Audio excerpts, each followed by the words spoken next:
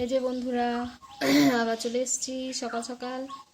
আমি আজকে একটু আম পোড়া শরবত করব, ওই জন্য রেডি হয়ে গেছি। আমি আম পোড়ার সময় হয়তো তোমাদেরকে দেখাইনি, কিন্তু এই দেখো একটা আম।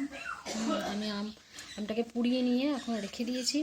রেখে দিয়ে এবার শরবত বানাবো। তো শরবত বানাই, তারপর আর তোমাদেরকে দেখাচ্ছি। রেডি হয়ে গেছে আমার আম পোড়ার শরবত। খুব একটা ভালো হয়েছে বলে আমার মনে হচ্ছে না। আমি এগুলো মিক্সিতে করলে খুব ভালো হয়, বা অনেক রকম জিনিস লাগবে। মেয়ে খেতে চেয়েছে বলে তাড়াহুড়োর মধ্যে এটা করে দিলাম। তোমরা পুদিনা পাতা বা হয়তো চাট মশলা এসব দিয়েও এটা করা যায়, অনেক রকমভাবেই শরবত বানানো যায়।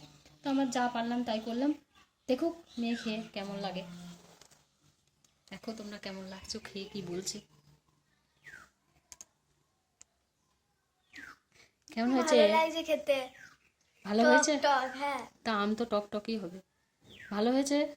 আচ্ছা, তাহলে পাস করে গেছি আমি মোটামুটি। আবার পরে দেখা হচ্ছে। সবাই ভালো থাকবে, খুব হাসবে, ব্যাস এটুকুই। দয়া করে যেন সাবস্ক্রাইব আর লাইক অবশ্যই দেবে। ঠিক আছে, টাটা।